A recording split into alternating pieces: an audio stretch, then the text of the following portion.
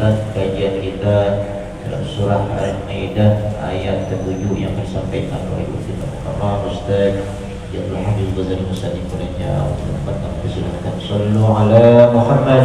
Allahumma shalli wa sallim alaihi.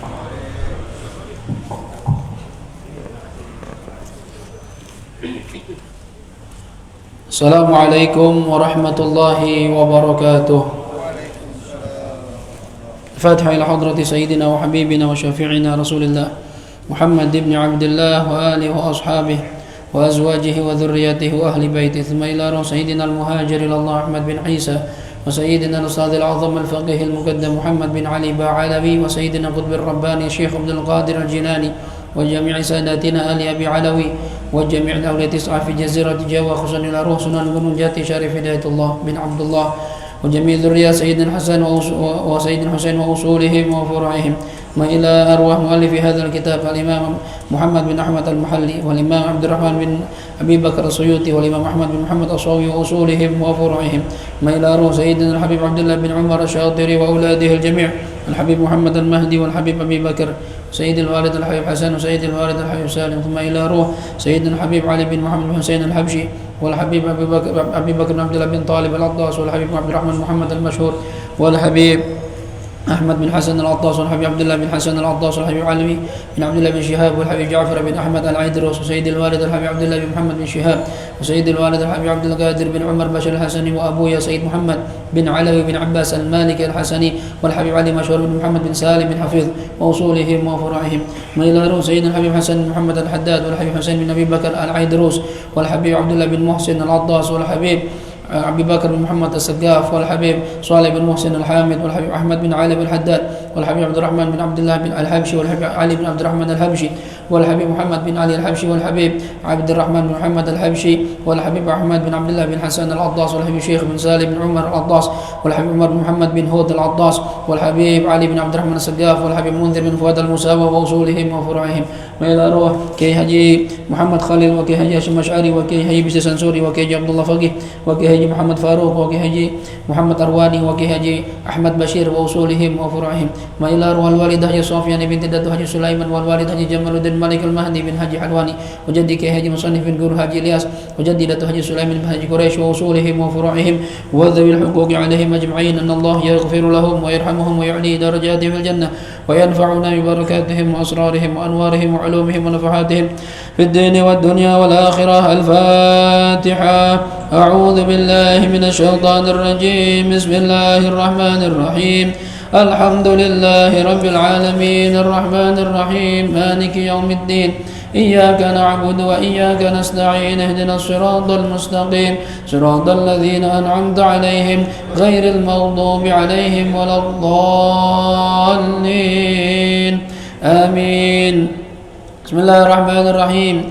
نويت التعلم والتعليم والنفع والانتفاع والإفادة والاستفادة والتذكر والتذكير والحث على التمسك بكتاب الله وسنة رسوله والدعاء إلى الهدى والدلالة إلى الخير ابتغاء وجه الله ورضاه وقربه وثوابه. اللهم يا من مقاليد الأمور كلها بيده وإليه يرجع الأمر كله يا فتاح يا عليم افتح لنا فتحا قريبا يا فتاح يا عليم يا فتاح يا عليم يا فتاح يا عليم. اللهم أغننا بالعلم وزينا بالحلم وأكرمنا بالتقوى وجملنا بالعافية. اللهم ارزقنا فهم النبيين وحفظ المرسلين وإلهام الملائكة المقربين برحمتك يا أرحم الراحمين. ربي زدني علما ووسعني في رزقي وبارك لي فيما رزقتني واجعلني محبوبا في قلوب عبادك وعزيزا في عيونهم واجعلني وجها في الدنيا والآخرة ومن المقربين. يا كثير النوال يا حسن الفعال يا قائما بلا زوال يا مبدئا بلا مثال ولك الحمد ولك المنة ولك الشرف على كل حال يا أول الأولين ويا آخر الآخرين ويا ذا القوة المتين ويا راحم المساكين ويا أرحم الراحمين. وصلى الله على سيدنا محمد وعلى آله وصحبه وسلم. الحمد لله رب العالمين. بسم الله الرحمن الرحيم. الحمد لله رب العالمين والصلاة والسلام على أشرف الأنبياء والمرسلين سيدنا ومولانا محمد وعلى آله وصحبه أجمعين. سبحانك لا علم لنا إلا ما علمتنا إنك أنت العليم الحكيم. رب اشرح لي صدري ويسر لي أمري wahlul 'uqdatam min lisani yafqahu qawli. Amma ba'd.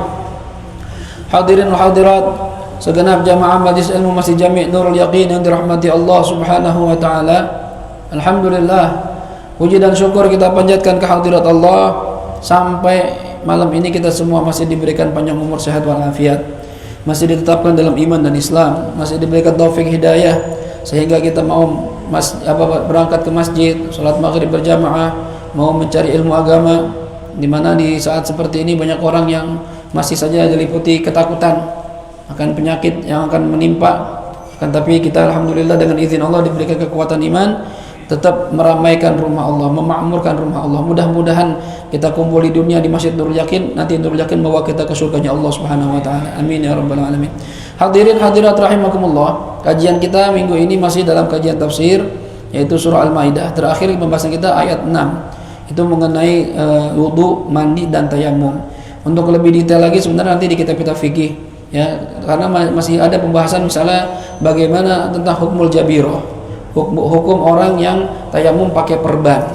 Nah, itu gimana hukumnya, ya, apakah sah tayamum atau enggak, lalu apakah wajib qadha sholatnya atau enggak. Ini semua di kitab-kitab fikih yang lebih detail, ya. Takut kelamaan nanti kita nggak naik-naik nih ayatnya, maka kita lanjutin saja nanti insyaallah di kitab-kitab fikih kita bahas itu. Dikatakan di sini qala al-musannif rahimahullahu taala wa nafa'ana bihi wa bi'ulumihi fid dharain amin radhiyallahu ankum.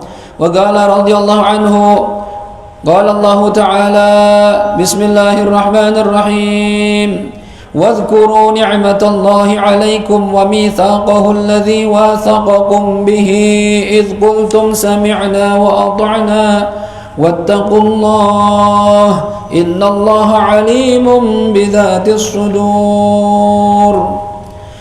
Wadhkuru ni'matallah, wadhkuru, dan hendaklah kalian ingat, hai orang-orang beriman, kata Allah, hai para manusia, ingatlah nikmat. Apa yang kita ingat? Nikmat Allah, ya, nikmat Allah, nikmatnya Allah alaikum, atas diri kalian. Apa yang dimaksud nikmat di sini? Aibil Islam, diberikan kita oleh Allah beragama Islam. Ini satu nikmat besar, ini paling besar bahkan ini. Gak semua orang Allah kasih nikmat Islam. Dari seluruh penduduk bumi yang ada saat ini, mayoritas muslim apa non muslim? Non muslim mayoritas. Kita mungkin cuma 1/3, 2/3-nya non muslim. Masya Allah. Bayangkan kalau Allah nggak kasih kita nikmat Islam, kita termasuk dari kelompok mereka tuh, non muslim. Nah, kalau udah masuk kelompok non muslim, mati nggak ada iman, nggak ada Islam, maka jaminannya dari Allah neraka selama-lamanya. Nauzubillah. Maka ini satu nikmat besar, ya. Kan dikatakan alhamdulillah allazi hadana, ya, lihadza wa ma kunna linahtadiya laula an hadanallah. Ya, segala puji bagi Allah yang telah memberikan kita nikmat ini. Nikmat apa itu? Nikmat Islam, nikmat iman. Ya. Banyak orang di luar sana, walaupun kenikmatan dunia kelihatannya lebih besar buat mereka, ya, lebih kaya, lebih sukses, lebih tampan, lebih cantik, ya, apa yang dia punya, yang dia pengen bisa dia beli, bisa dia raih, tapi nggak punya iman, nggak punya Islam, nggak ada nilainya itu. Paling berapa tahun sih nikmatnya? Dia nikmatin nikmat Allah di dunia nih, ya, jadi direktur, punya perusahaan, punya villa, punya hotel, punya jet pribadi, tapi non muslim paling berapa tahun? Ya, jarang orang sekarang nyampe 100 tahun, udah jarang banget. Ya, udah habis itu apa? Neraka selama-lamanya. Tapi kita alhamdulillah, kita lahir dari keluarga Islam, sampai sekarang kita masih Islam, dan berharap minta sama Allah mudah-mudahan sampai mati tetap agama Islam. Ya, jangan sampai kita tukar Islam ini. Nikmat Allah, kata Allah, ingatlah nikmat Allah atas kalian, itu apa? Bil Islam. Dan juga wa mitsaqahu alladzi wathaqakum bih, wa mitsaqahu alladzi, dan juga ingatlah akan perjanjian Allah alladzi wathaqakum bih, yang mana, ya, wathaqakum, Allah telah mengikat kalian bihi, dengan perjanjian tersebut. Allah sudah membuat perjanjian kepada kalian. Ini maksud perjanjian yang mana maksudnya? Ya, idz qultum, ketika kalian mengatakan, ailin nabiyyi sallallahu alaihi wasallam, ketika kalian mengatakan kepada Rasulullah, hina bay'atumu, ketika kalian membaiat beliau, apa kalian katakan? Sami'na wa ata'na. Ya, kami dengar dan kami taat. Dalam hal apa? Fi kulli ma ta'muru bih wa tanha mimma nuhibbu wa nakrah. Di setiap perkara yang engkau perintahkan wahai Rasulullah bihi dengan perkara tersebut, dan setiap perkara yang engkau larang, baik perkara ini kami senang ataupun kami enggak senang. Jadi dulu para sahabat baiat itu, ya, yang ketika masuk Islam mengucap 2 kalimat syahadat dan bilang, kami ya Rasulullah akan mengatakan sami'na wa ata'na. Apapun yang kau perintahkan, engkau suruh, kami bakal ikutin. Senang atau enggak senang, cocok apa enggak cocok, iya kami bakal turutin. Oh ya, ini Islam beneran begitu. Kita bisa nggak begitu? Ya, kita alhamdulillah udah Islam, udah beriman. Cuma ketika Al-Quran menyuruh sesuatu, Rasulullah menyuruh sesuatu, nggak cocok sama keinginan kita, mau nggak ngalahin keinginan kita atas perintah Allah dan perintah Rasulullah SAW? Ini masalahnya. Ya, kadang kita yang cocok aja.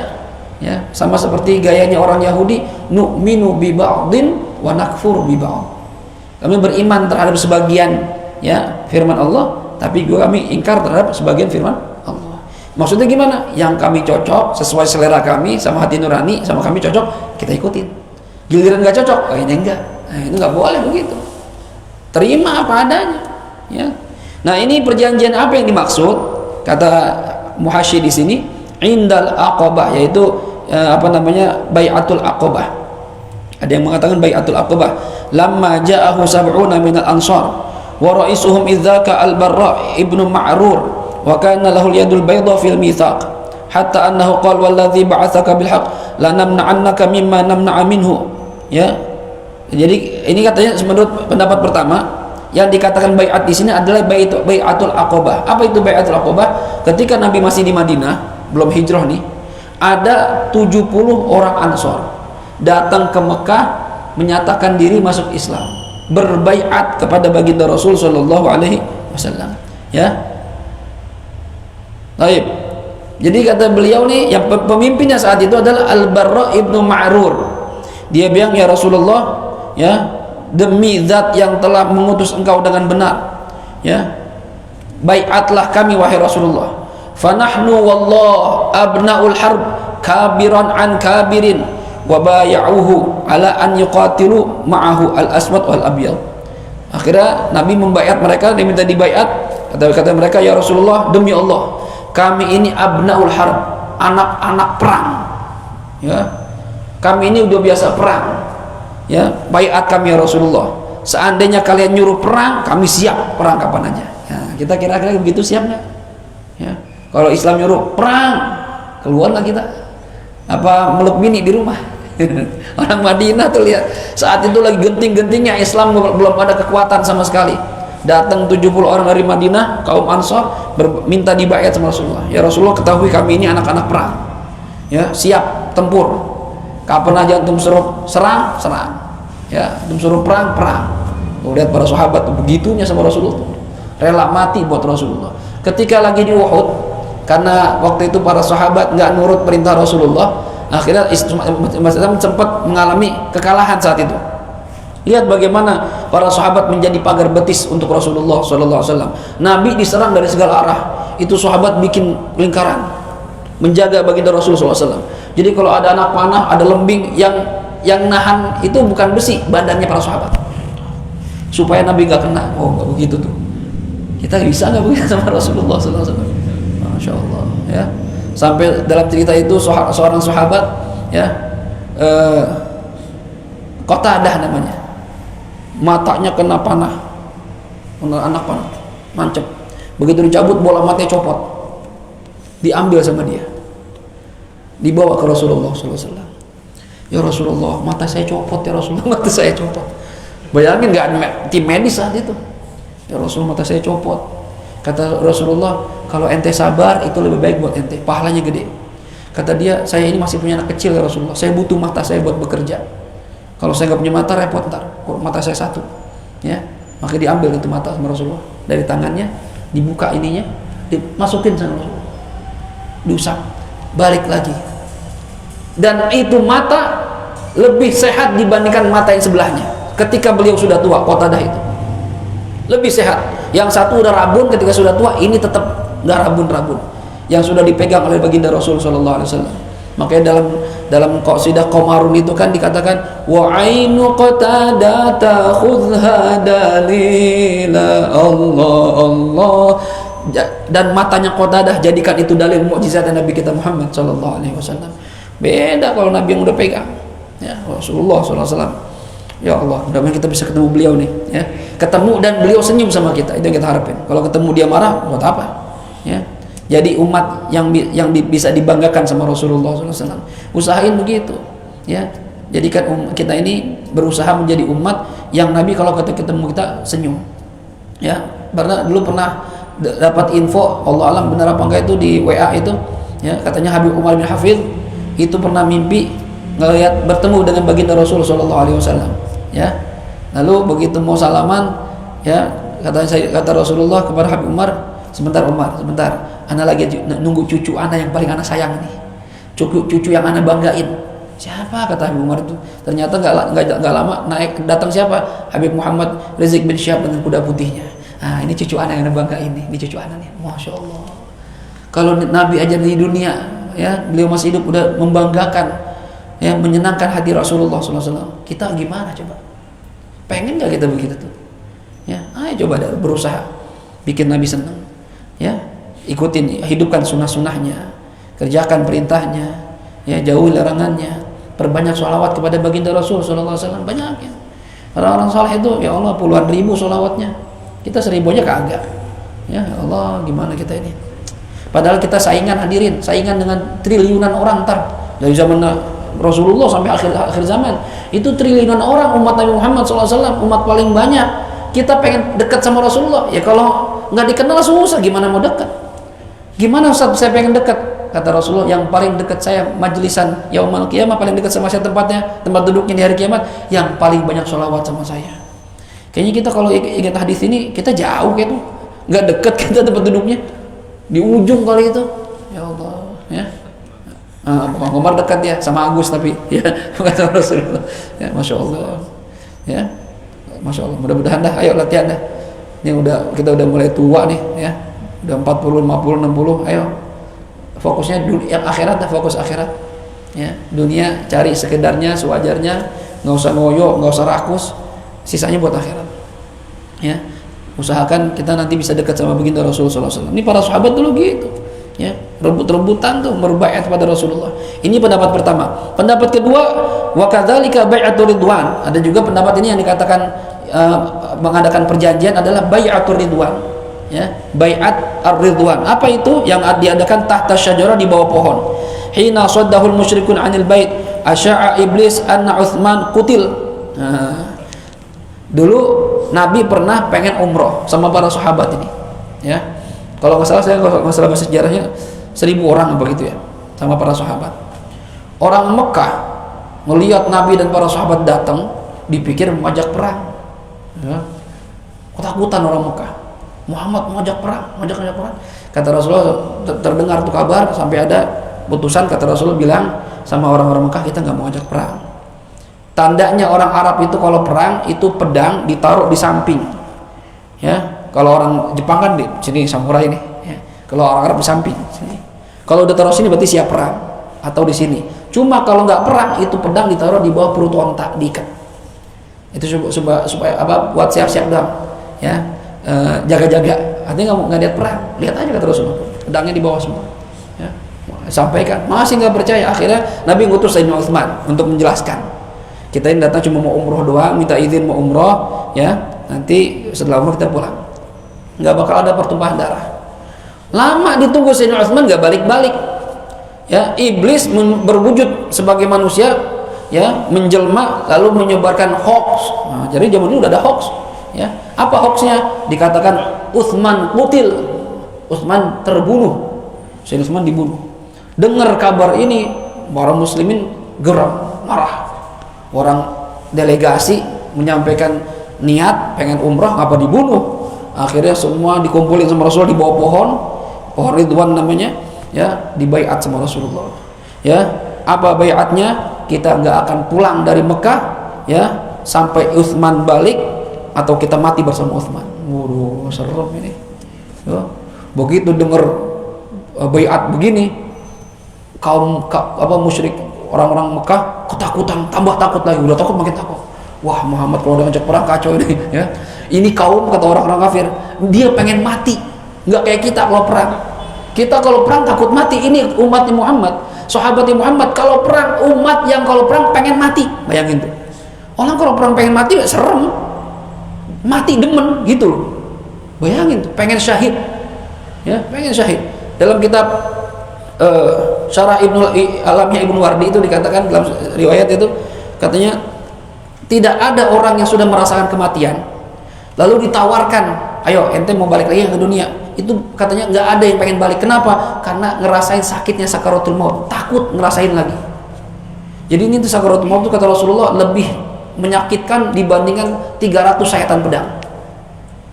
Ka'bul Akhbar mengatakan seperti ranting pohon yang penuh duri dimasukin ke dalam perut kita nih, disodok, begitu dimasukin itu durinya nyangkut ke urat-urat kita, narik urat-urat kita. Lalu begitu udah masuk, masuknya sakit tuh, ditarik dengan kenceng, dengan laki-laki yang penuh tenaga yang kuat, begitu ditarik urat-urat pada putus semuanya. Bayangin tuh, itu sakaratul maut. Bahkan dulu Nabi Isa pernah dites. Nabi Isa salah satu mukjizatnya menghidupkan orang meninggal dunia, ya. Dihidupin sama Nabi Isa. Tahu, begitu lihat orang meninggal hidup, kata umatnya, Nabi Isa, antum ini ngidupin orang yang meninggal belum lama. Bisa jadi belum mati itu. Coba bayangin umat itu. Kurang ajar banget sama Nabi, ya. Coba bisa nggak antum ngidupin orang yang udah lama meninggal? Kata Nabi Isa, ikhtaru masyi'tum. Pilih mau siapa yang saya hidupin. Ya. Akhirnya dipilih datang ke kuburan siapa? Sam bin Nuh. Bayangin, Sam bin Nuh, anaknya Nabi Nuh. Udah 4.000 tahun beda zaman sama Nabi Isa. Ya, depende bisa nggak? Ditantang sama umatnya. Nabi Isa sholat 2 rakaat, lalu angkat tangan sama Allah. Nggak lama dari bagian kepala keluar Sam bin Nuh. Ya, Sam bin Nuh ini orang ganteng. Ya, kayak Ustaz Hafid itu ya. Ya, katakan dia enggak. Ya, itu ubannya udah putih, rambutnya putih. Ya, kata Nabi Isa, mahada, katanya, ini apa ini? Ya, pertama ditanya, ente siapa? Saya Sam bin Nuh. Ya, ente ngapain bangunin anak? Isa, katanya. Ya, ini orang-orang pengen lihat, ya, bahwasannya saya Rasulullah, saya suruh menghidupkan ente. Ya, kata Nabi Isa, ini apa ini? Rambut ente kok putih? Jenggot ente putih. Di zaman dulu tuh belum ada uban. Jadi zaman dulu orang tua juga nggak ubanan. Katanya Sam bin Nuh, saya ini, ya, begitu mendengar panggilan disuruh keluar dari kubur, karena Nabi Isa doa sambil suruh bangun, suruh hidup lagi. Begitu mendengar panggilan disuruh keluar dari kuburan, saking takutnya saya pikir kiamat. Rambut saya yang tadi hitam, jenggot hitam, langsung jadi putih.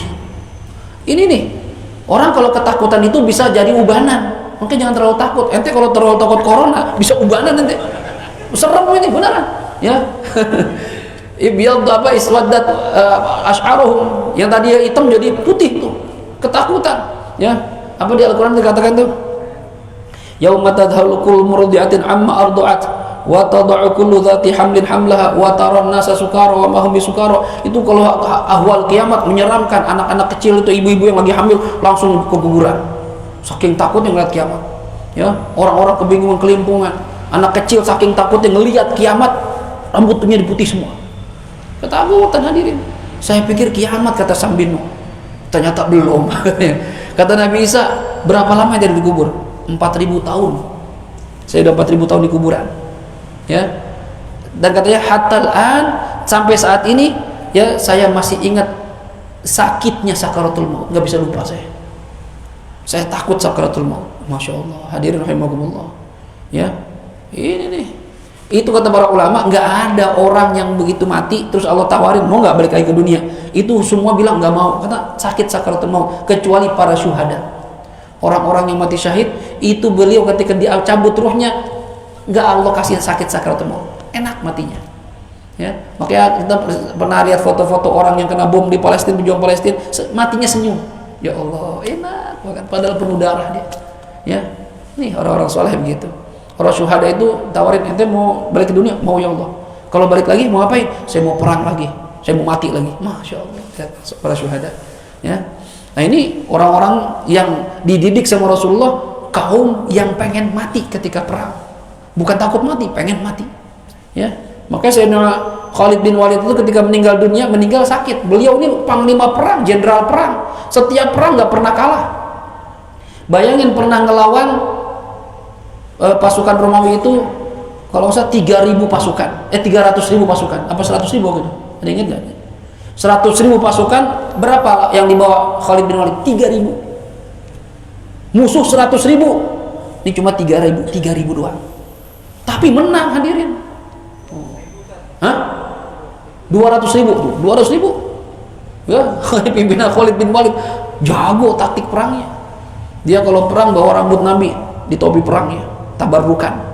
Jadi kalau tabarukan itu bukan syirik, bukan. Para sahabat juga tabarukan sama atharnya Rasulullah. Nggak pernah kalah. Dia meninggal sakit di atas kasur, sedih. Ya Allah, saya perang bertahun-tahun meninggalnya begini. Meninggal sakit, sedih di atas kasur. Dia pengennya mati lagi perang, tapi menang mulu, jadi gak kalah-kalah dia. Masya Allah, lihat para sahabat. Hah? Harusnya gak usah bawa rambut, taruh rambutnya. Taruh rambutnya tuh. Bawa rambut ya. Tuh, jadi kita tuh Masya Allah. Bahkan pernah ada cerita, wallahualam benar apa enggak, muridnya Al-Habib Abdul Qadir bin Ahmad Balfaqih, saking ya yang Malang itu Darul Hadis, beliau tuh saking cintanya itu ketika meninggal dunia bilang, ini kalau anak mati foto guru saya masukin di kain kafan, ya masukin kain kafan. Saya pengen mati bawa fotonya Habib Abdul Qadir bin Ahmad Balfaqih, ya.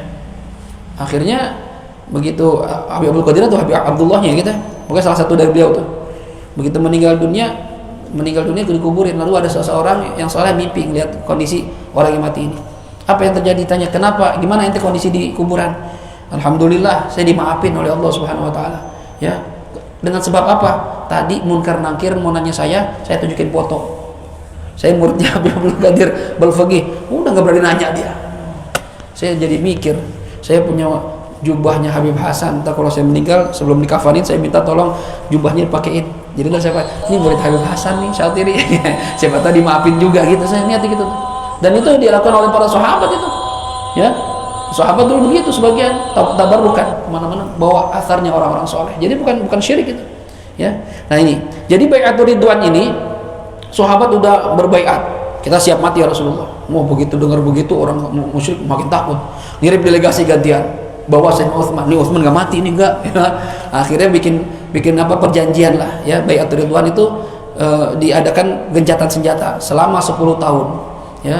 10 tahun umat Islam nggak boleh nyerang kaum kafir nggak boleh nyerang kaum muslim, ya. Begitupun yang ada di bawah naungan mereka, teman-temannya orang kafir nggak boleh diserang, teman-teman orang Islam nggak boleh diserang, walaupun misalnya temannya orang Islam ini bukan muslim, bukan ya, kafir juga, tapi teman sama orang Islam nggak boleh diserang, ya. Tapi perjanjian memberatkannya apa? Kalau ada orang Islam pergi ke Mekah, pengen balik ke agama lama, itu nggak boleh diambil, nggak boleh suruh balik. Cuma kalau ada orang kafir, orang Mekah pergi ke Madinah pengen masuk Islam, itu nggak boleh diterima, suruh pulang. Gitu. Jadi ini apa pokoknya isi perjanjian itu mengecewakan lah.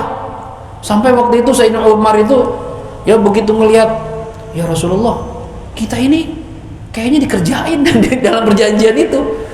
Kok kita kayaknya dapat yang nggak enak semua ini, ya. Sampai Sayyidina Umar kesal banget, ya, ngomong sama Sayyidina Abu Bakar, ya Abu Bakar, ini kita dikerjain ini, ya. Kata Sayyidina Abu Bakar, mah ya Umar, diam Umar, ya, innahu Rasulullah, ya. Kata Sayyidina Umar, ini benar gak sih? Benar gak Nabi begini perjanjiannya? Kata Sayyidina Abu Bakar, di Umar, jaga adab, ini Rasulullah, wa ma yantiqu 'anil hawa in huwa illa wahyun yuha. Baru diam Sayyidina Umar. Iya ya, tapi di hati saya nggak terima, ya. Kayak kita dikerjain banget dalam perjanjian ini, diberatin orang-orang kafir enak, ya. Bayangin orang Mekah datang ke Madinah masuk Islam nggak boleh diterima di Madinah, suruh keluar. Tapi kalau orang Madinah pergi ke Mekah mau murtad lagi nggak apa-apa. Coba bayangin tuh, waduh. Tapi masya Allah kalau kita cerita bai'atul ridwan banyak hikmah yang terjadi di situ, ya. Di situ baru tuh delegasi orang kafir melihat, begitu nyampe ke Mekah, yaudah udah perjanjian udah selesai nih, ya. Muhammad bakal balik sama teman-temannya, nanti dia tahun depan bakal pergi haji dan nggak akan berperang, gitu ya. Terus dia bilang, ini anak baru lihat ini katanya. Kenapa? Anak udah pergi ke berbagai macam kerajaan. Anak udah ketemu Raja Romawi, anak udah ketemu Raja Persia, Raja Afrika, Habasyah. Nggak ada yang kayak Muhammad. Emang apa? Muhammad kalau ngeludah, ya itu para sahabatnya rebutan nadangin ludahnya. Jadi Nabi kalau mulai rebutan sahabat itu, lalu dipeperin ke badannya. Gila kan katanya, nggak pernah lihat raja sekelas apapun nggak ada yang begitu. Muhammad kalau ngomong itu sahabatnya nunduk semua, diam semua, nggak berani ngomong. Muhammad kalau jalan semua di belakangnya. Ini bukan orang biasa ini Muhammad Rasulullah Sallallahu Alaihi Wasallam. Rasulullah begitu, haibah, wibawa. Ya, akhirnya perjanjian terjadi, maka pada pulang ke Madinah, ya batal, mereka semua bayar dam, nyembelih hewan tebusan kambing, lalu pulang ke Madinah. Dan nanti kalau kita cerita Bai'atul Ridwan nyambung ke Fathu Makkah. Akhirnya umat Islam menang tanpa ada perlawanan sama sekali ketika membebaskan kota Makkah. Nah, ini kemungkinan ada Bai'atul Aqabah atau Bai'atul Ridwan. Kemungkinan juga Al-Ahdul Waqi' Yauma Alastu bi Rabbikum, yaitu perjanjian ketika Allah ngucap sama kita ketika kita masih di alam arwah. Dan saya yakin gak ada yang ingat termasuk saya. Kita waktu masih berbentuk ruh doang, ada namanya alam arwah. Jadi alam arwah itu sebelum kita ke dunia nih, ruh kita udah ada duluan, cuma jasadnya belum jadi. Ruhnya udah Allah produksi ya, jadi ada soalnya pabrik ruh gitu ya, Allah bikin ruh khusus. Itu dari mulai ruhnya para malaikat, ruhnya iblis, ruhnya jin, binatang, ruhnya manusia dari zaman Nabi Adam sampai akhir hari kiamat, itu ruh udah siap semua, tinggal disalurin doang. Distribusinya beda-beda waktunya, ya. Itu Allah ketika ruh udah ngumpul, Allah katakan, alastu bi rabbikum, bukankah saya ini Tuhan kalian? Qalu bala syahidna, ya Allah, kami bersaksi engkau adalah Tuhan kami. Termasuk orang-orang yang non muslim ngomong begitu ruhnya. Jadi ruh semua tuh, hatta yang agamanya Hindu, Buddha, Konghucu, Kristen, Katolik, Protestan, semua dulu ruhnya bilang qalu bala syahidna, iya ya Allah, kami bersaksi engkau adalah Tuhan kami. Tuh. Makanya kata Rasulullah, kullu mauludin yuladu 'alal fitrah. Setiap anak yang bayi yang lahir itu lahir dalam kondisi suci, termasuk rohnya, karena suci rohnya. Rohnya itu beriman sama Allah. Tapi fa abawahu yuhawidanihi au yunasiranihi au yumajjisanihi, tergantung orang tuanya. Mau dibikin jadi Yahudi, Nasrani apa Majusi. Tapi rohnya tuh beriman awalnya. Nah, ada yang mengatakan yang dimaksud uzkuru wa mitsaqahul ladzi wasaqakum bihi, ini adalah perjanjian ketika roh kita ditanya oleh Allah Subhanahu wa taala, ya. Jadi ada 3 pendapat dalam masalah ini. Mitsaqnya ini perjanjiannya kapan? Pertama Bai'atul Aqabah, yang kedua Bai'atul Ridwan, pendapat kedua. Yang ketiga perjanjian ketika kita di alam arwah. Kita mengatakan kita beriman kepada Allah Subhanahu wa taala. Nah, katanya kalau seandainya yang dimaksud perjanjian dengan Allah di zaman azali, berarti yang ini nih, yang waktu kita masih alam arwah. Tapi kalau perjanjian Nabi dengan para sahabat, maka kata Muhasyi di sini lebih tepat kita sandarkan yang dimaksud Allah di sini adalah yang dikehendaki oleh Allah. Nggak tahu yang mana, karena kan lafaznya umum. Jadi daripada kita salah ya nentuin, mendingan ya pasrahin sama Allah. Tapi kemungkinan itu ada, gitu ya. Sami'na wa ata'na wattaqullah, dan hendaklah kalian bertakwa kepada Allah fi mitsaqihi, dalam perjanjian dengannya, antang kuduhu, jangan sampai kalian merobek, merusak perjanjian tersebut. Ente udah bilang sami'na wa ata'na, iya, dulu ngomong gitu, iya. Nah, jangan sampai ente kenyataannya sami'na wa asaina. Enggak boleh. Dan ini perjanjian walaupun terjadi, kalau yang di zaman Rasulullah terjadi dengan para sahabat, ini pun perjanjian kita dengan Allah dan Rasulullah. Orang muslim itu dikatakan muslim yang tunduk patuh terhadap aturan Allah dan Rasulullah, ya. Jadi jangan pakai nawar-nawar. Kalau Allah dan Rasulullah bilang A, B, ya A, B, jangan CD, ya aja udah. Walaupun kadang di hati nggak nerima, lah puasa lagi udah aja, Ramadan panas, haus kan, lemes. Dalam hati itu malas sebenarnya, cuma karena Allah yang nyuruh, iya, gitu ya. Nah, itu yang dikatakan nafsul mutmainnah, tenang. Tenang, disuruh Allah itu tenang, iya aja, iya. Nah itu, Nah, orang-orang yang punya nafsu begini, nafsunya dikekang, dilawan sampai jadi mutmainnah, ya, maka nanti dipanggil sama Allah, ya ayyatuhan nafsul mutmainnah, irji'i ila rabbiki radiyatan mardiyah, tenang gitu. Makanya kita kalau ibadah jangan merasa terpaksa, nikmatin aja gitu, nikmatin aja. Puasa Ramadan nikmatin aja, ya, sholat jamaah, sholat 5 waktu nikmatin aja. Jadi hatinya tuh lambat laun akan cinta sama ibadah.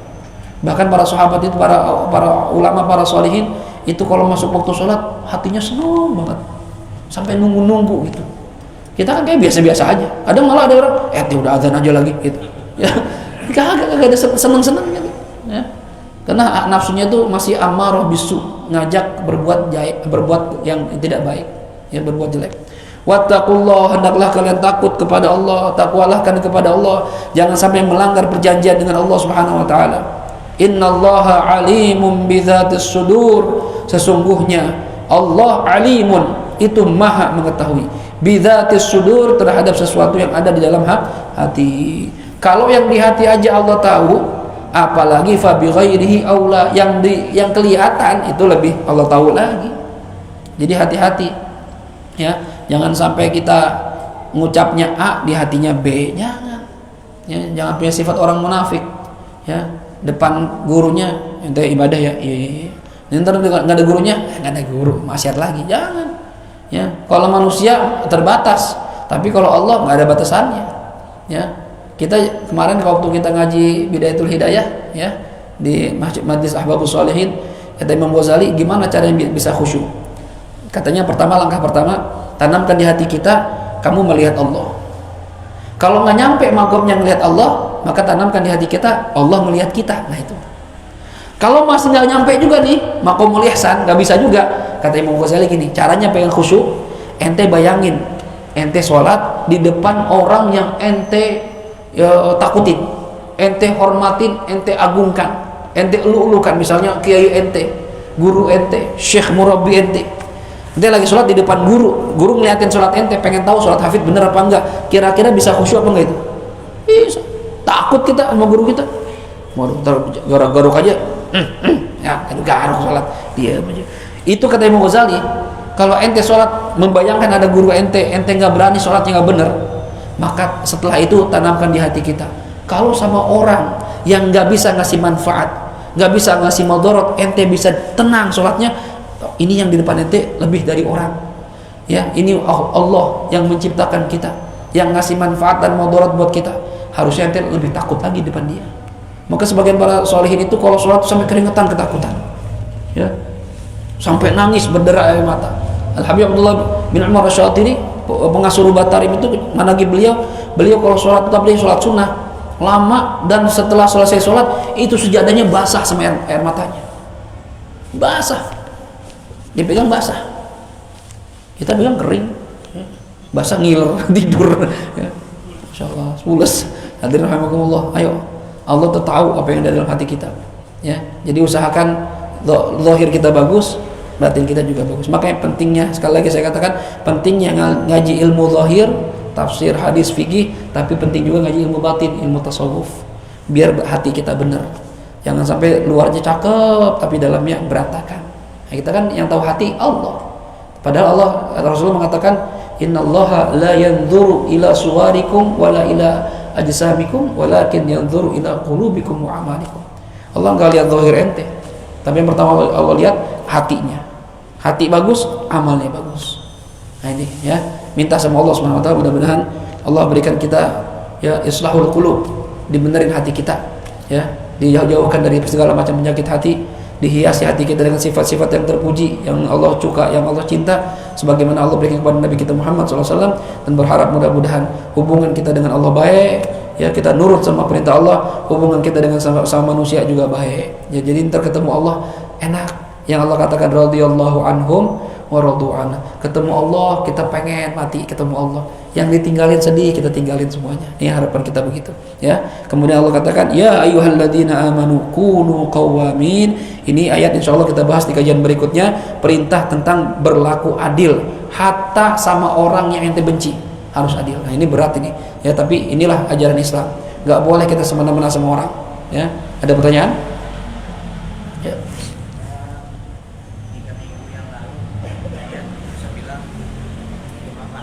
itu mempertahankan pendapatnya bahwa Al-Quran itu kalam Allah, dan dia disiksa oleh pemerintahan itu yang berpaham Mu'tazilah, yang mau Al-Quran itu makhluk. Nah, tapi kita di situ juga hidup masa itu juga ada guru beliau Imam Syafi'i yang saat itu memilih hijrah dia. Nah ini menjadi perdebatan para ulama. Ada yang mengatakan Herod Imam Ahmad, dia lebih ini pokoknya keren gitu, Imam Syafi'i cemen lah, dihindar gitu. Tapi salah satu ulama yang membela Imam Syafi'i ini, Syekh Nawali Al-Bantani, dia bilang barang siapa yang membela agama berperang niatan mati syahid itu nggak boleh. Nggak bolehnya hukumnya sampai haram atau dosa besar, itu intinya dia tidak memperbolehkan, karena tujuan perang itu untuk menang. Kalau kamu mati syahid, kamu mengurangi pasukan muslim begitu. Nah ini dia yang membela gitu, jadi tentang mati syahid nih. Nah kayak Zainuddin MZ pun pernah ceramahnya gitu, jadi kalau kebo lagi ngamuk jangan ente hadang, remuk ente gitu, menghindar dulu begitu. Saya gitu, bukannya nggak berani gitu, bukan gitu.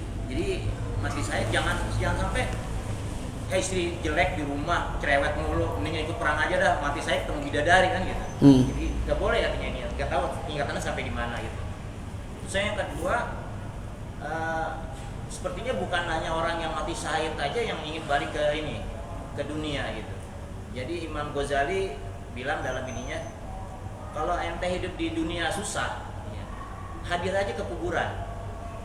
Itu kalau kamu tahu seluruh penduduk kubur itu mau balik lagi. Keinginan hanya untuk balik ke dunia, untuk membenahi kesalahan-kesalahan selama di dunia. Gitu. Meskipun dia tahu itu sakit. Punya gitu. Ya gitu aja. Yang pertama, Imam Syafi'i katanya ketika di zaman itu pemerintahannya, kekhalifahannya itu kan memahami Mu'tazilah yang mengatakan Al-Quran itu makhluk. Imam Syafi'i memilih hijrah ya untuk menyelamatkan faham-faham beliau agar tidak tergerus dengan pemerintahan. Ini pemerintahan kalau udah menguasai negara ini habis semua dah, ya. Kalau nggak bener berantakan semua kita. Tapi Imam Ahmad ini lebih memilih diam di tempat dan mempertahankan akidahnya. Ada yang mengatakan Imam Ahmad lebih top, orang berani. Imam Syafi'i cemen, ya. Ini pendapat yang kita tidak bisa terima, ya. Karena gini, setiap ulama itu punya pemikiran yang berbeda-beda. Apalagi beliau dua-duanya imam madhab, ya, jadi ijtihadnya berbeda-beda. Imam Syafi'i berijtihad untuk hijrah karena untuk menyelamatkan ilmu Islam. Kalau seandainya selevel Imam Syafi'i meninggal dunia, ini ilmu putus, walaupun nanti ada yang nerusin, cuma di saat itu beliaulah yang menjadi mataharinya ilmu, ya. Maka dulu waktu dalam satu kitab itu terangkan ada seorang syekh, ya, ketika terjadi peperangan, dia menyuruh tentara dan kaum muslimin yang kuat-kuat untuk pergi perang. Lalu dikembalikan kepada syekh tersebut, "Syekh, antum gak ikut perang." Kata dia, "Kalau saya perang lalu saya mati, siapa nanti ngajarin kaum muslimin di daerah sini?" Jadi ada bagian masing-masing itu, ya. Ada ijtihad Imam Syafi'i yang mengatakan saya lebih memilih, ya, untuk hijrah supaya ilmu ini terus tersebar.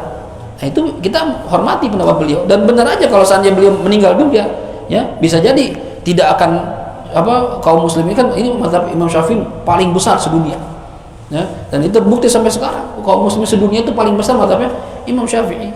Nah mungkin salah satu hikmah Imam Syafi'i hijrah untuk menyelamatkan mazhab beliau. Nah itu hal yang baik, ijtihad. Nah, Imam Ahmad lebih memilih diam di tempat, menerima segala konsekuensinya. Nah, itu sifat jantel, kita muliakan juga, kita hormati, ya. Akan tetapi akhirnya ujungnya apa? Ya, meninggal dunia, ya. Walaupun dalam riwayat itu ketika Imam Ahmad meninggal dunia, saking banyaknya orang, 500.000 orang mengiringi jenazahnya, itu kaum kufar masuk Islam ribuan itu. Ngelihat jenazah beliau diiringi segitu banyaknya orang, banyak orang-orang, ribuan orang kafir itu saat itu masuk Islam. Oh, ini bukan orang biasa segininya. Ya, jadi masing-masing punya pendapat dan ijtihad yang berbeda-beda, dan kita hormati dua-duanya. Yang satu, ya, lebih memilih hijrah dan ternyata terbukti madhabnya, ilmunya menyebar kemana-mana. Dan Imam Ahmad memilih untuk diam, dan Imam Ahmad mengatakan begini, ditawarin Imam Ahmad, ya, udah Imam Ahmad sama muridnya bilang, antum bilang aja iya dah Al-Quran itu makhluk, ya kan, itu habis itu antum pergi dah, ya, antum dakwah lagi. tempat lain. Kata Imam Ahmad, kalau saya bilang begitu, ya, maka akan tersebar di kalangan orang kaum muslimin saya ini mengatakan Al-Quran makhluk. Iya, kalau saya bisa membenarkan atau mengkoreksi pendapat saya itu setelah saya bebas. Tapi kalau saya meninggal dunia, maka saya akan tertulis sebagai orang yang memahami Al-Quran sebagai makhluk. Udah, saya mendingan begini aja. Begitu, ya. Dan Imam Ahmad mengatakan takut dicambuk. Ya, saya katanya kalau di penjara sampai mati saya nggak takut. Cuma kalau dicambuk saya takut, Imam Ahmad. Saya takut nggak kuat. Akhirnya kalau nggak kuat saya akhirnya ngalah, nyerah. Ya. Mendengar itu seorang penjahat kan bilang begitu, Muhammad, saya ini dihukum 200 cambukan. Dan itu dicambuknya bertahap, saya udah nerima 70 cambukan. Itu karena saya berbuat maksiat. Antum ya yang dicambuk karena membela agama Allah, masa takut? Gitu-gitu. Kata Muhammad, iya benar. Terima kasih masukannya. Dinasehatin sama penjahat. Bayangin tuh orang-orang soleh begitu. Ini yang pertama. Jadi kita nggak mengatakan Imam Syafi'i penakut, Imam Ahmad pemberani, enggak. Dua-duanya mujtahid dan dua-duanya punya dalil masing-masing. Ya. Yang kedua tadi masalah pendapat di kitab Lamiyah Syarah Lamiyah Ibnu Wardi. Itu ada pendapat ulama mengatakan begitu. Kalau seandainya ada orang meninggal dunia lalu tawarin mau nggak balik ke dunia, ya.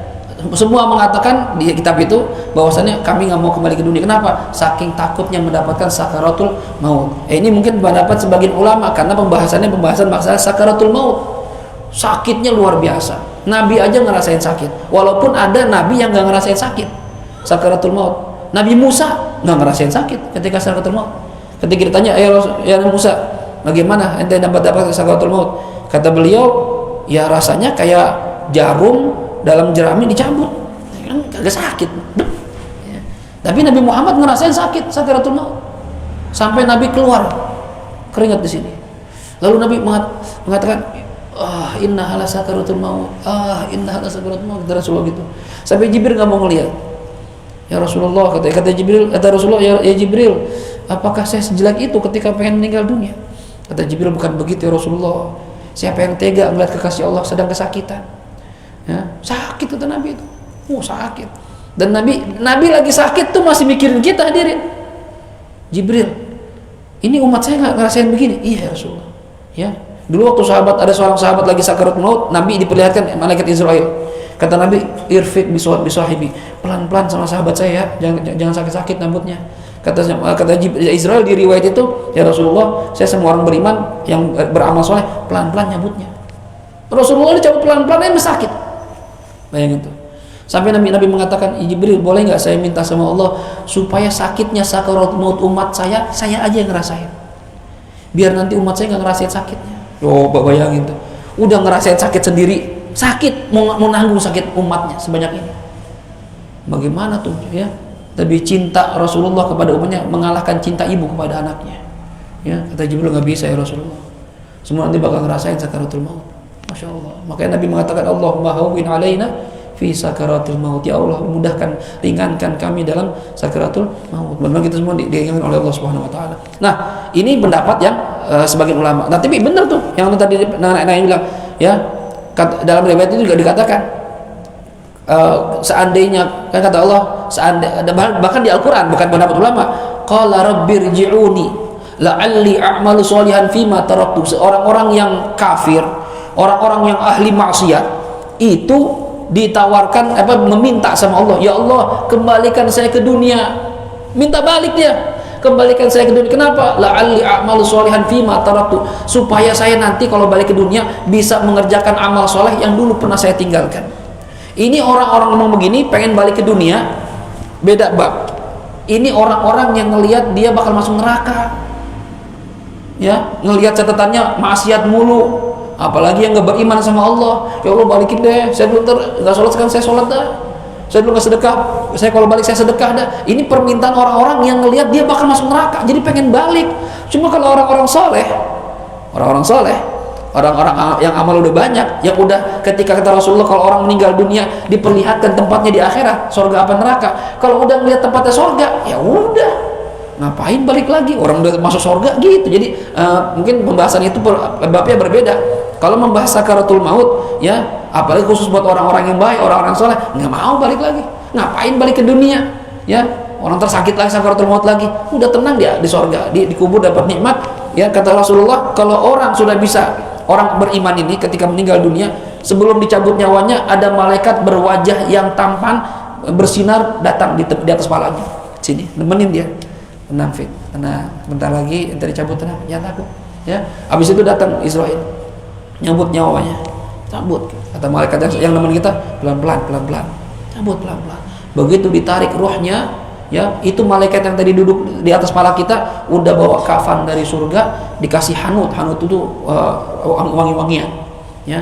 Lalu begitu ruhnya diangkat, tercabut, dipakaikan kafan itu wangi, dibawa sama malaikat naik ke langit.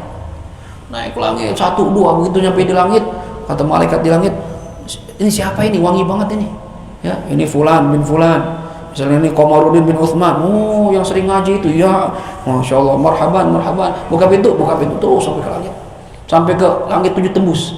Begitu nyampe dekat arasy, itu ruh diajak sujud dan Allah bilang, hei malaikat, tulis tuh masuk dalam abror, ya, dalam kelompok illiyin, ya, masuk dalam kelompok illiyin. Begitu nyampe di langit, ya, ditulis kalau namanya illiyin, dibalikin lagi ke bumi, masukin lagi ke kuburan, nemuin Munkar Nakir. Nah itu tuh nanya, man rabbuka wa man nabiyyuka, tanya tuh, jawab semuanya. Begitu bisa jawab, kata malaikat, dah nim namatul arus, udah tenang aja dah, ya, tidur kayak pengantin baru. Lalu dari liang lahatnya diciptakan oleh Allah, disuruh malaikat buka tuh jendela tembus kepada penglihatan di surga tempat dia. Kecium baunya, kecium hawa surga, ada AC-nya dingin. Oh, dia lihat, jadi di surga enak, di kuburan enak nih. Asik, ke tempat saya, iya tempat kamu nih, nikmat. Jadi kalau orang soleh itu. Jadi kalau orang-orang model begini disuruh balik ke dunia, oh enggak, ngapain? Enggak enak ke sini. Males dia. Cuma orang-orang yang ahli maksiat begitu pengen dicabut nyawanya, malaikat hitam datang. Ya. Pegang kepalanya. Begitu, ya, loh mati. Dia bawa apa? Bawa kain pel yang bau busuk. Ya. Begitu Israel datang, cabut yang kencang. Teriak. Ya. Lalu begitu rohnya udah keluar, dipakein kain pel bau busuk tadi, bawa ke langit. Belum tembus langit pertama, kata malaikat, bawa apa ini? Lu bawa apaan lu? Ini rohnya si Fulan bin Fulan. Turunin lagi. Ya, kata Allah, ya Allah gimana nggak bisa naik? Kata malaikat. Kata Allah, tulis ya di kelompok sijin, orang-orang yang bakal masuk neraka. Masya Allah. Wa ma adraka ma sijin, kitabum marqum. Ya kan gitu, wa ma adraka, ya, apa di surat itu Al-Mutaffifin, ya. Wailul lil mutaffifin, itu baca di situ tuh. Ya, ini orang-orang akhirnya rohnya dibalikin ke kuburan, dia hidup lagi, ditanya sama malaikat Munkar Nakir, man rabbuka wa man nabiyyuka, ma'adri, saya nggak tahu, ya. Akhirnya diadab di situ. Nggak cuma diadab sama malaikat di kuburan itu, Zabaniyah, dibukain jendela tempat dia di neraka, itu api panasnya neraka, hawa neraka masuk ke situ. Udah bau busuk panas. Wah, itu sampai kapan begitu? Sampai tunggu kiamat. Berapa lama Ustaz? Ya nggak tahu. Ya zaman dulu aja belum kiamat sampai sekarang. Nah, orang model begini itu yang ngomong tuh, ya Allah balikin saya ke dunia, ya Allah. Saya pengen ngerjain lagi. Dulu saya nggak pernah tahajud, saya nggak pernah baca Quran. Balikin ya Allah. Ya orang-orang begini nih. Jadi beda-beda pembahasan itu. Mungkin yang nanti bilang itu orang-orang yang amalnya nggak benar, nggak baik. Tapi kalau orang-orang soleh, wah tenang udah di kuburan. Nah itu kata Rasulullah, al-maut rohatul mu'min, kematian istirahat buat orang beriman, bahkan tuhfatul mu'min, hadiah terbaik dari Allah buat orang beriman. Kenapa? Begitu mati udah tenang, udah nggak mikirin Bang Komar ngutang minjem duit, ya, bini marah-marah, anak ngambek-ngambek, nggak ngerasain lagi diabetes, ya, asam urat udah nggak ngerasain, nikmat aja udah tidur kayak pengantin baru, udah sampai kapan? Sampai kiamat. Mudah-mudahan kita termasuk orang-orang yang di kuburan mendapat nikmat dari Allah Subhanahu wa taala. Gitu ya kira-kira. Amin ya rabbal alamin. Kita tutup dengan suratul Fatihah. Mohon pada Allah Subhanahu wa taala mudah-mudahan apa yang kita pelajari di malam hari ini Allah jadikan sebagai ilmu yang manfaat, dan kita berharap mudah-mudahan Allah berikan kita taufik hidayah sampai akhir hayat kita bisa mengisi hari-hari kita untuk ibadah pada Allah, menghindari diri dari perbuatan maksiat, banyak istighfar, banyak taubat, banyak sholawat. Berharap mudah-mudahan dimatikan dalam husnul khatimah. La hadhihi niyyah wa likulli niyatin salihah. Wa ila hadratil habibil Mustafa Muhammad sallallahu alaihi wa alihi wasallam. Al-Fatihah. A'udzu billahi minasyaitonir rajim. Bismillahirrahmanirrahim. Alhamdulillahi rabbil alamin. Arrahmanir rahim. Maliki yaumiddin. Iyyaka na'budu wa iyyaka نستعين اهدنا الصراط المستقيم صراط الذين أنعمت عليهم غير المغضوب عليهم ولا الضالين آمين. اللهم ارحمنا بالقرآن واجعله لنا إماما ونورا وهدى ورحمة. اللهم ذكرنا منه ما نسينا وعلمنا منه ما جهلنا وارزقنا تلاوته آناء الليل وأطراف النهار واجعله لنا حجة يا رب العالمين. يا حي يا قيوم برحمتك نستغيث ومن عذابك نستجير أصلح لنا شأننا كله ولا تكلنا إلى أنفسنا طرفة عين. دعواهم فيها سبحانك اللهم وتحياتهم فيها سلام وآخر دعواهم الحمد لله رب العالمين. سبحانك اللهم وبحمدك أشهد أن لا إله إلا أنت أستغفرك وأتوب إليك والعفو منكم. السلام عليكم ورحمة الله وبركاته.